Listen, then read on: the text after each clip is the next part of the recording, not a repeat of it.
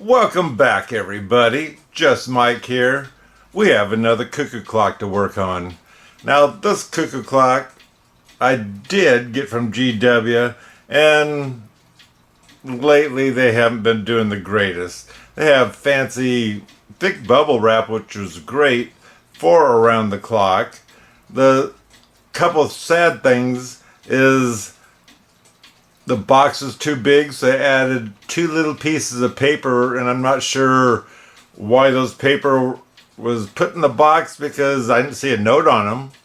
And the other thing is, when they wrap the clock up, they have the weights. They just throw that on the face, and inside the bubble wrap, it's busy doing its work. Anyway, this I thought was a unique clock, and so I really wanted it. And in my opinion, I paid good money for this clock, and it should have been wrapped better. Anyway, let me show you this clock. So here's the clock.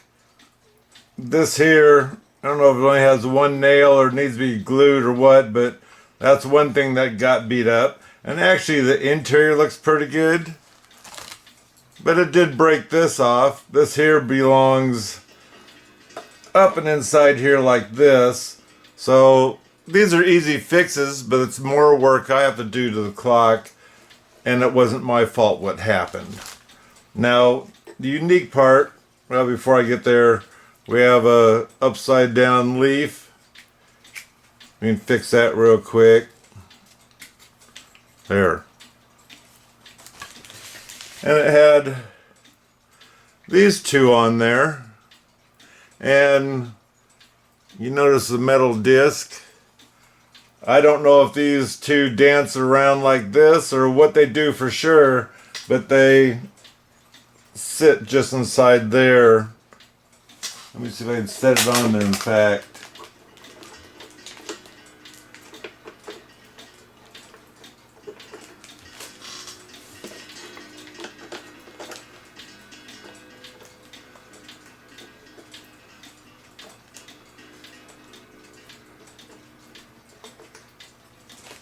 I'm not sure. I haven't had a clock like this before, but for some reason she's turned that way. It might be because she belongs on this side. I don't know. This here does have, like I mentioned, the heavy weights that beat the heck out of the clock, but I'm surprised there's not more damage. These are 300 weight. And there's three of them there. So let's take a look at the back of this clock. As usual, these are normally loose, and it looks like a screw here, so that's not a hard fix. You can see in there how they're hooked up, I guess. This here does need some staining of some sort to get rid of all the dried wood, I guess we'll put it that way. And I'm guessing the scratch guard might fix that all right.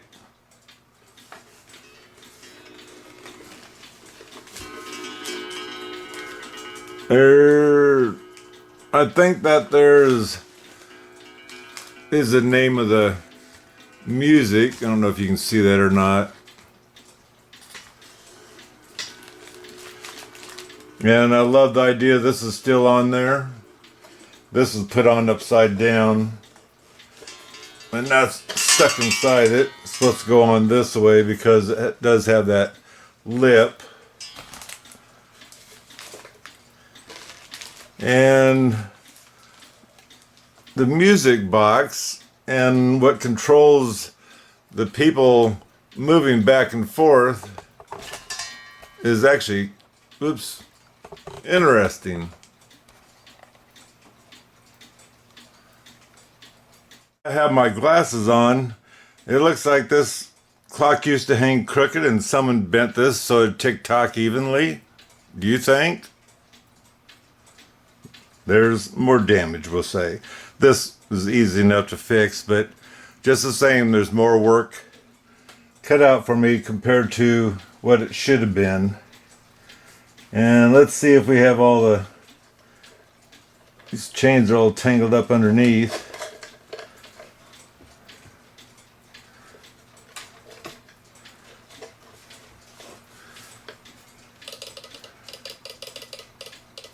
So it is trying to tick.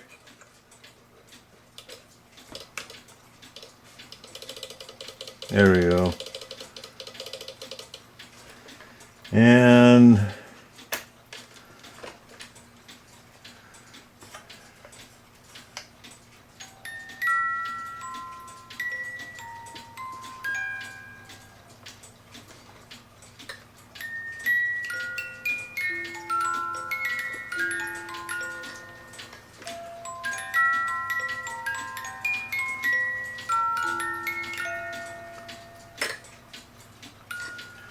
that needs to be adjusted just a little bit to get it to shut off. Let's see if there's a second tune.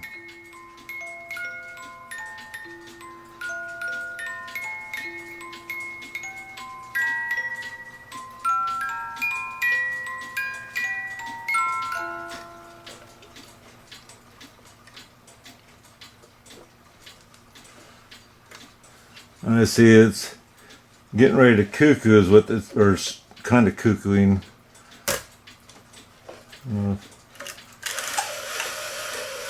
Kind of cuckooing.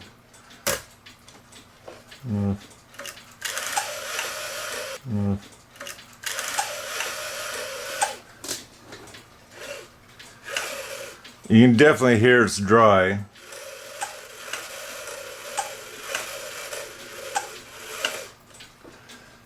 And this back bellows is broke, so that's why you hear nothing in there. And this one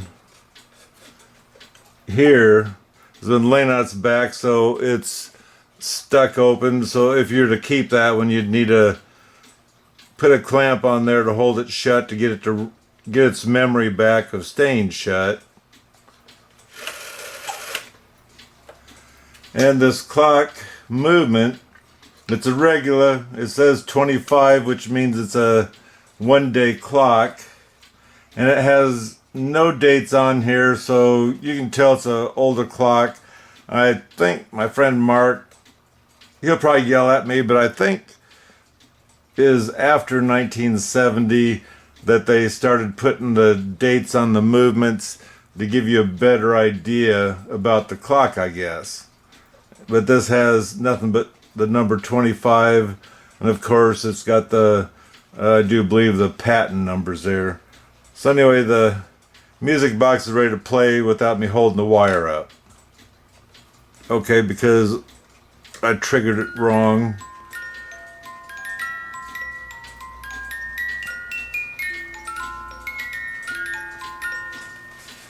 While it's playing, let's see what these guys do in the front.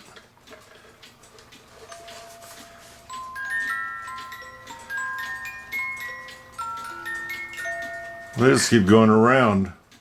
So that's interesting. In fact, let me trigger it again. Make sure you saw that.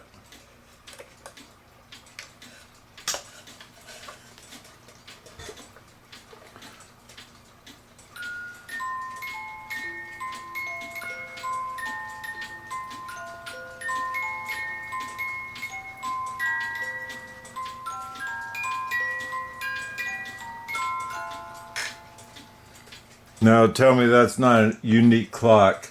Now up here it has in metal, but I'm gonna have to come in here and fix that. The letters have been bent, and I think it's supposed to be glued on there, so we'll have to fix that also.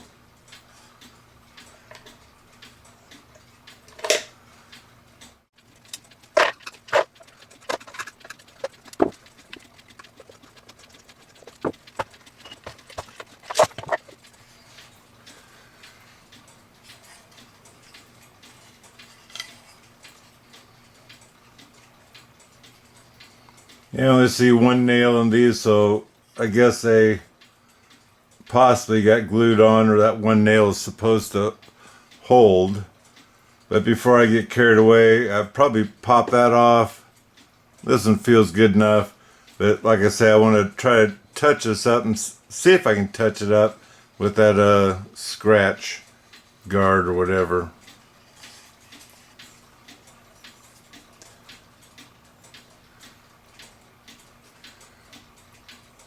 These feel like plastic people.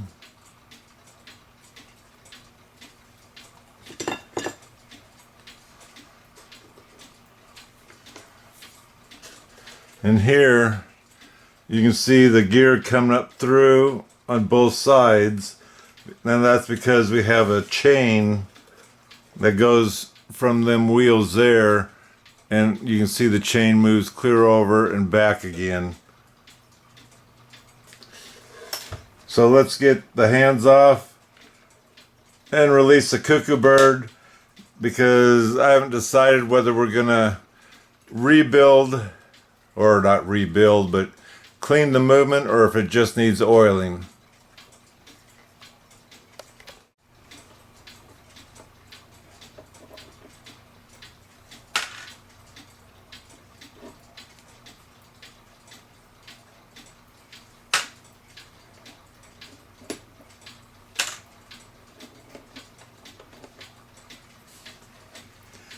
And while I'm here, I'm going to disconnect these chains and get them out of the way too, mainly because we have the hook up there, and like I say, I don't know just how far we're going to go on this clock. So the next thing we're going to do is take these bellows out, whistle boxes out, and it does have the screw, as you can see here, and it also has the nail right there.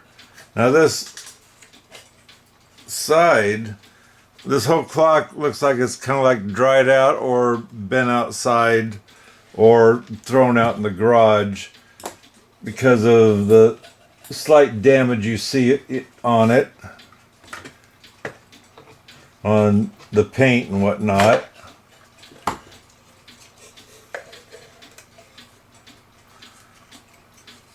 You can see how old looking that leather bellows is, but I'm gonna have to change the other one, so I'm just gonna take this off because it's not far, especially if it hadn't operated in quite some time. And it's good to keep the bellow wire with the one that came off of. It's always nice to line them up together, the front and the back whistle box, with the wire, and see how long each wire is. This one came off the front, and they're sitting right next to each other, so I'm going to just mark a F on this one. And obviously I'll put a B on the next one. You know, there's a chance some of these cuckoo clocks were bought and never taken into the shop. They quit. Not too many people even think about taking them into the shop. And that's if the shops will even work on the cuckoo clocks, because they say there's no money to be made on them, which I don't totally understand that. But it might be the idea it's too costly to work on a cuckoo clock compared to the value of the cuckoo clock, is what they might be saying. So let's line these, take this other wire off. And you can see the front wire is just a little bit longer than the back wire. So obviously we're going to have to rebuild this one. And like I say, I'll be doing both of them. So we got those out. Let's go ahead and take the screws out of the movement so you can pull it out and just kind of examine it and see what you want to do. And I also will probably be taking the music box out because I want to see if it needs what it is that needs cleaned up, to see if it has too much tension on the chain or anything to turn it, because like I say, this here probably been quite a while since it's actually ran, and it does look kind of greasy in there on that main drive chain, and it'd be nice to clean that up too. So we'll go ahead and take the music box out. I see 2 screws up there. There's one down here. And that should be it. So we're going to take the movement out first, so that way I can lift the music box upward to get it off those other gears.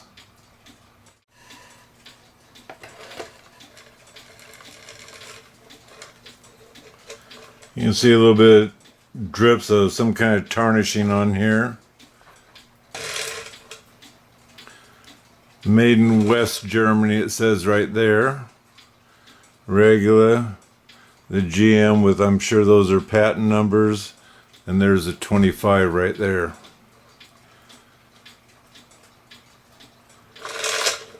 It's a little bit of rust there. Doesn't look dusty inside. It does have a little bit of corrosion here and there on this, and that's just from sitting in the garage, I guess.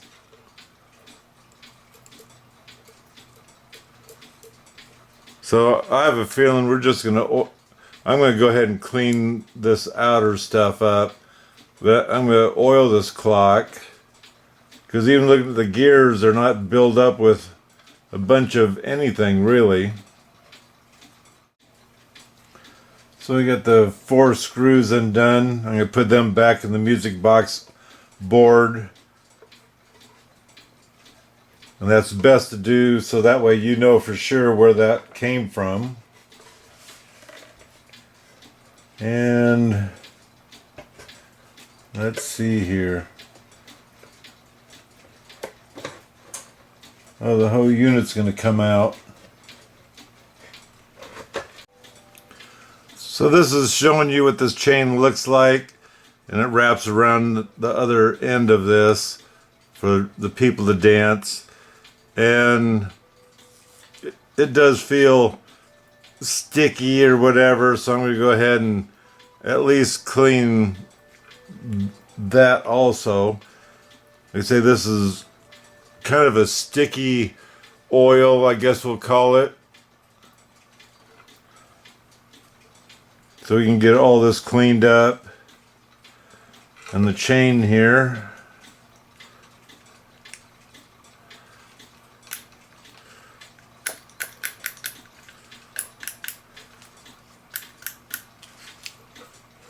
It's not super happy about winding up, so I'll probably go ahead and clean the winding wheel as well.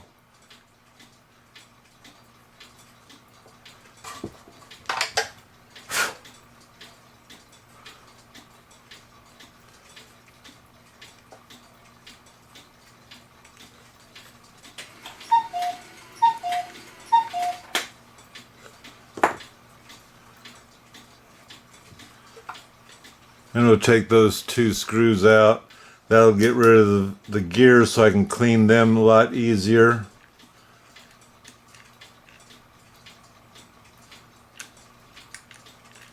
I only have a little bit of drag, but just saying it's all the better to clean it if I can.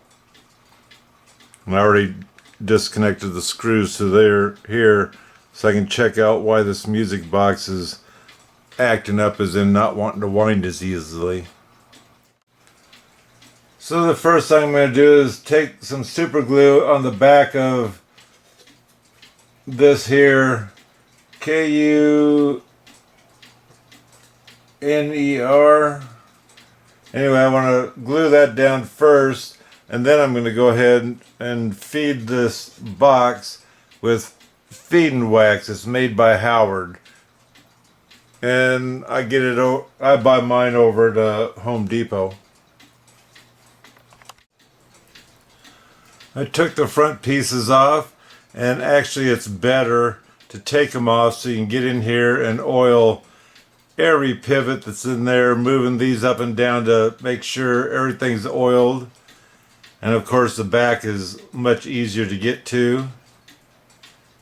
And I'll show putting them back on in case you don't know for sure how things work. And I'm also going to show you how to time the clock, as in when this thing strikes, that this lever here with a pointer on it, where it needs to fall, and I usually do for the 12 o'clock, and that way you get that in time.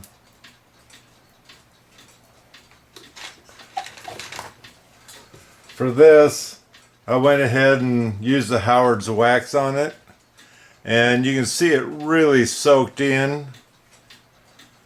And so I'm going to do this one more time because this clock is really starving for moisture, and the roof is still wet. This one side has a big crack in it. I tried pulling it together to see if it would move. It didn't want to, so I went ahead and just waxed it anyway. And it might get another coat too. You can see it's still waxy or shiny. That will soak in eventually. But for sure this front's going to get it again.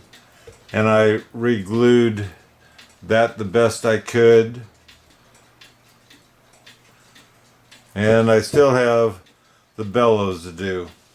And I'll just probably do that, but I'll probably show it in high speed because I do have a video on putting new Tyvek paper on for your bellow. And I also have, if you decide to buy new bellows themselves, how to get these off. And I use hot glue to glue them back on the new ones. And the way to measure these, you just measure from the front and back, and sometimes you measure to the side, but usually it's just a front and back, and you can order them from a clock parts place. When you're waxing, don't forget to get the sides because they're all dried out. This one here, I don't see any stain on the sides, and this will also darken it up. Get down all the cracks.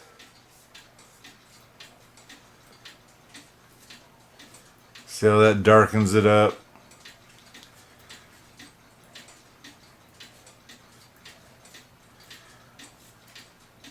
And this here also moistens the wood to help prevent it from cracking.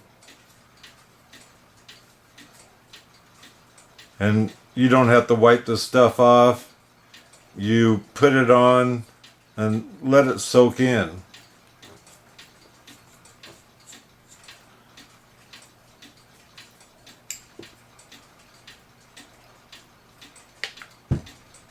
And it doesn't bother me getting too much wax because, like I say, this here soaks in quite a bit.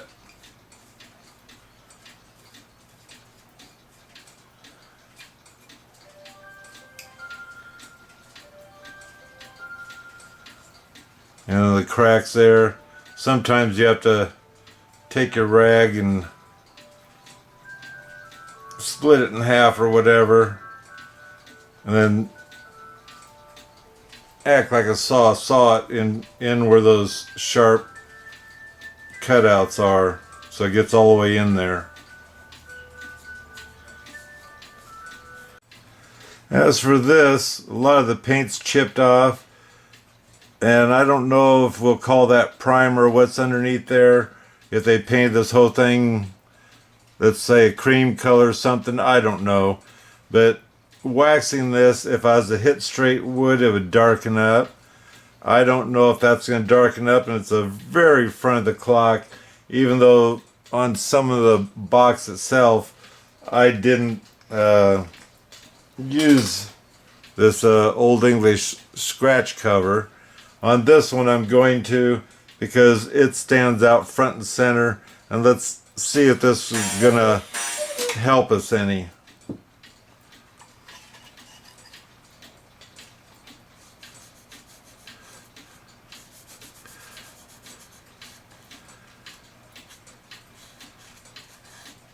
Well, at the moment it's darkening it, so it doesn't stand out as bad.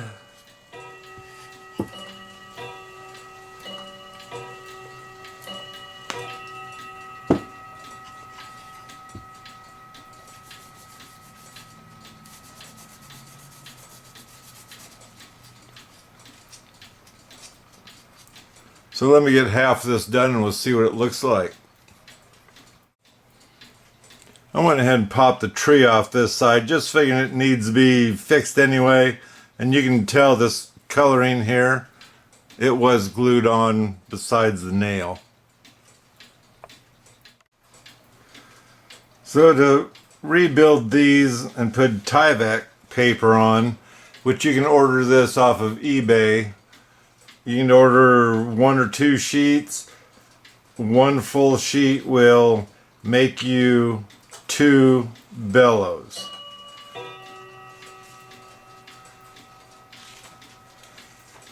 And just to warn you, it's probably better to rebuild 1 bellow at a time, meaning don't clean them both up.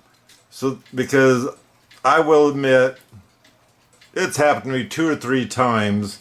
I get the wrong top on the wrong bellow, and then I have to move all the wires and everything. So that's just one tip. It's good to have a nice sharp pair of scissors. I went and got the wife's scissors that she sews with. She's not home, so it doesn't make any difference. Use a super glue. It doesn't matter what brand, just make sure it's the liquid, not the gel, because the liquid will dry right away.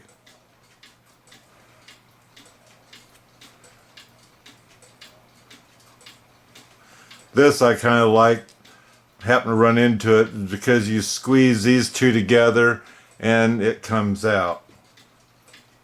So the first thing you want to do is I use a razor blade knife, and what I'll do is I'll drag and take off all this old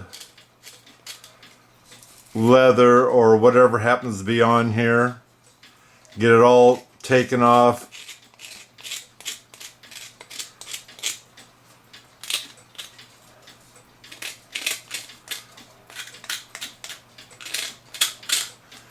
And I did want to mention too, normally your wire is coming off the side, and so is your eye. I would suggest, or on this one here, I don't have to worry about it, it's coming off the end. When you have this off on the side, make sure your ink pen works first.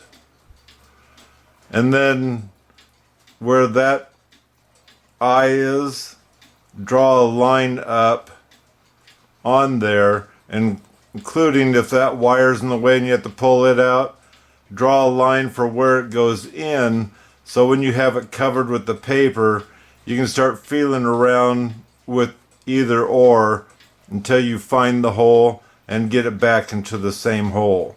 This one, like I say, is on the end, so I don't have to worry about it. And also, take your paper, fold it in half,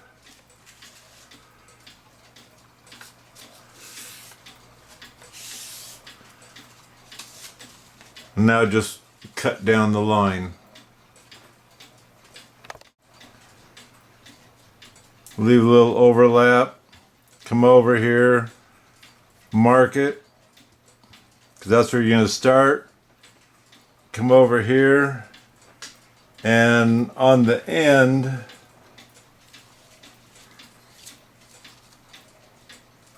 came over here, and on the end, you're going to mark this so it has a little bit of an overlap. And that's where you'll cut it off.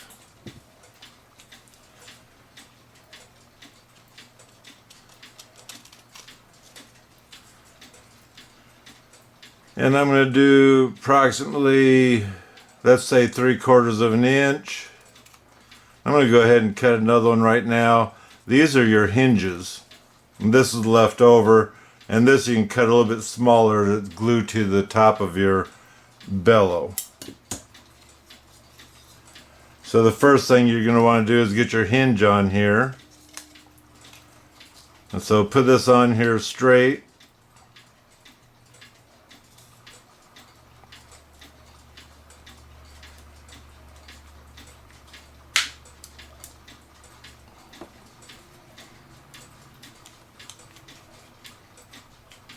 And I glued my top on. Have you ever had that happen?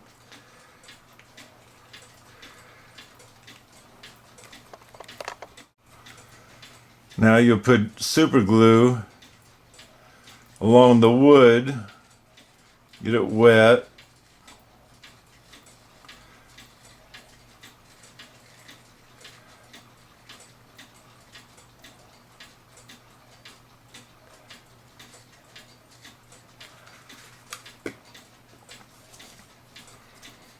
Set your hinge down there so it doesn't matter if it overlaps, you're going to cut it off. Here's where you can use your screwdriver to push it where you can't get your finger.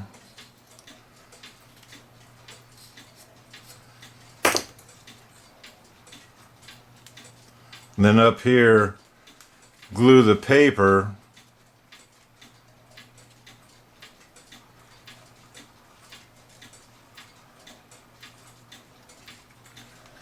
And this is the time where it's best to have a paper towel because it gets on you.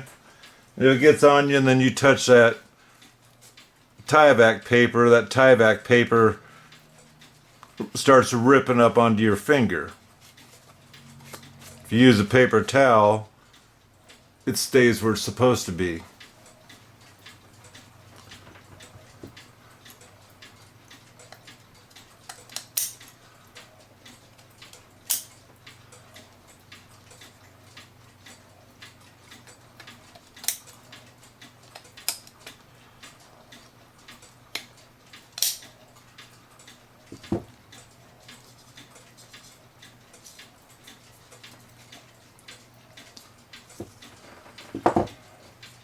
Now you glue the front.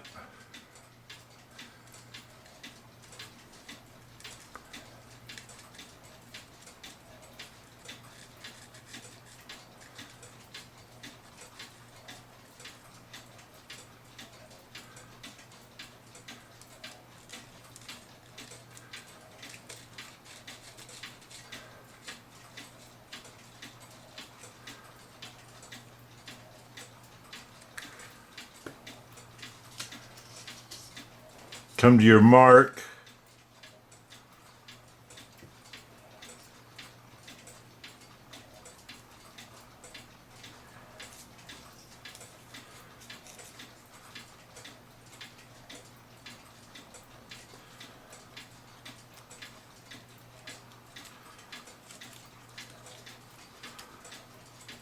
It's not very wet.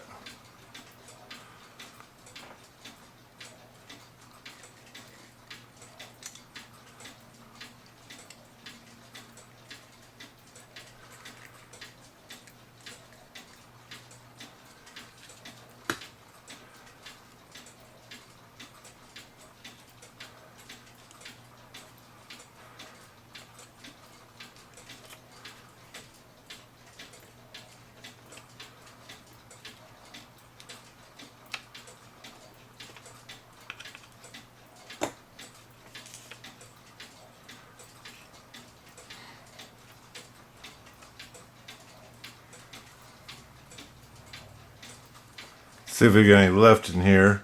Otherwise I have to get a new tube.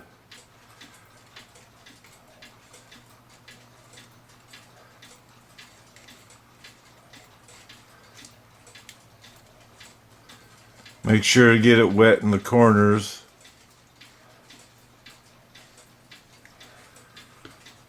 And you just pull this kind of tight and on there.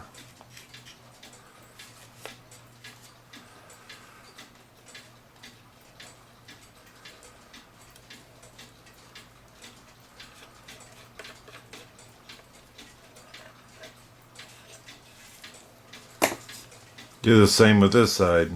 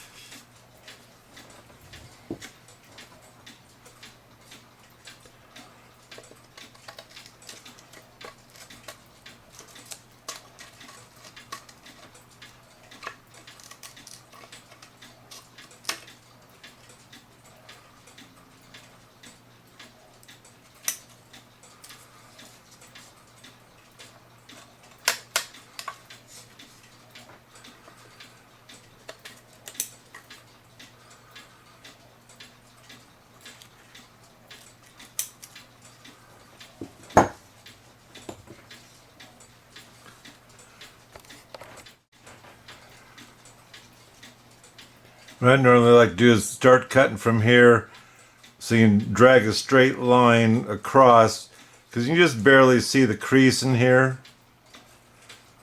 And you don't want to slip off the mark, we'll say.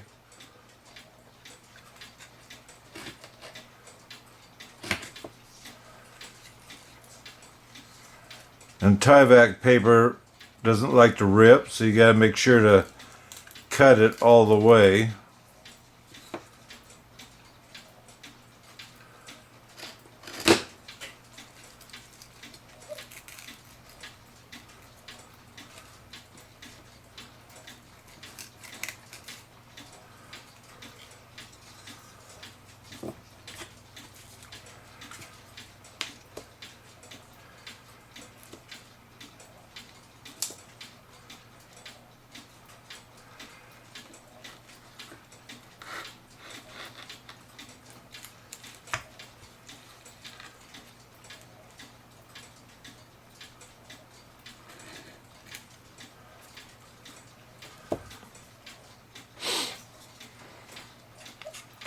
Push it in the center, pull these up a little bit so you can start getting your crease.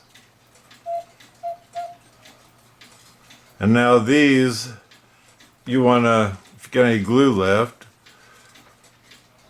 and keep your paper towel close, moisten the paper here.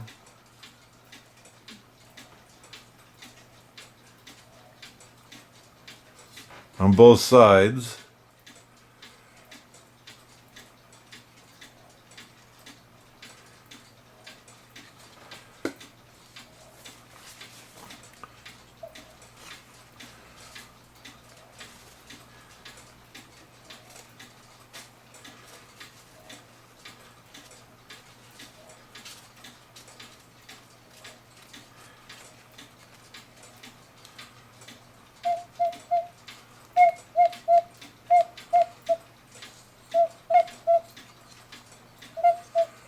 And it doesn't have the memory yet, so that's why it's not falling down. I let it dry just a little bit, make sure the super glue hasn't fallen down in where this bellow is. And then I'll put my clip on there to hold this shut. Whether you got one of them plastic deals or I got it around here somewhere.